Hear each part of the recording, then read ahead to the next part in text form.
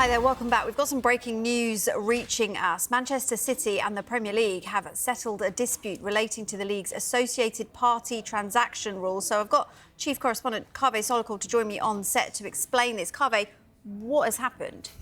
I mean, this is one of the most complicated stories I think we've covered here on Sky Sports News. That's why we've got you on. But basically, what has happened this afternoon is that at the same time, the Premier League and Manchester City have both announced that they have agreed a settlement over the Premier League's associated party transaction rules. Now, under the settlement, Manchester City accept that the current associated party transaction rules are valid and binding. Of course, this is a really complicated story. I don't know how much time you've got, but it all started around the time of Newcastle United's takeover by the Saudi Arabian Sovereign Wealth Fund. What happened is around that time, the other Premier League clubs were concerned that these new investors in Newcastle United were going to do lots of associated party transaction deals. That means doing deals with companies that are linked to your owners. So these APT rules were tightened up. And then Manchester City tried to do some new commercial deals with, I think, Etihad Airways and also a bank in Abu Dhabi. Now, these deals were blocked by the Premier League under their APT rules. Now, Manchester City didn't take no for an answer. They challenged those rules and they won some very significant legal victories because I remember last year one tribunal found, for instance, that aspects of the rules were unlawful.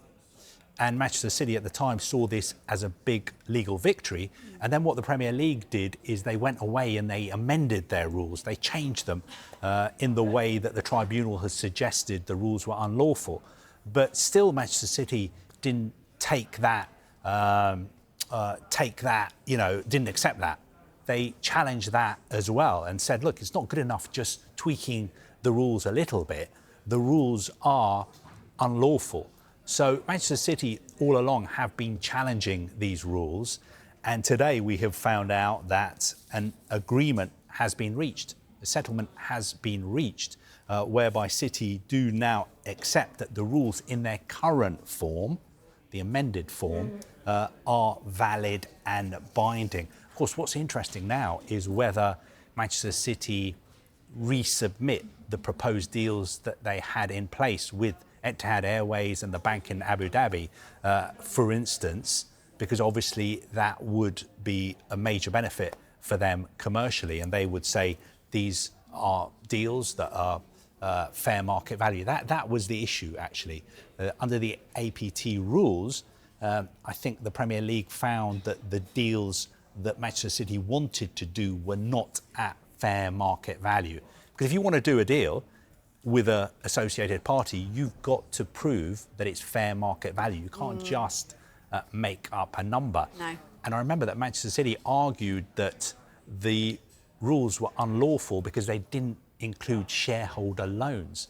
Because you had the situation where quite a few club owners were lending their own clubs money and charging no interest.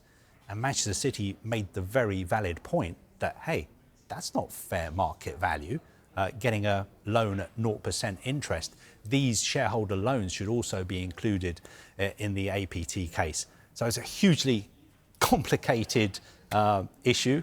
It's good to see you're still awake. I'm still awake. I think you broke it down very well. I'm trying my best because it's a very well breaking and it's hugely complicated. Yes. And normally when I start talking about APT rules, the people I'm talking to normally just lose interest and start falling asleep. No. But You've done well. You've kept my interest. You, to be fair, are interested. I am.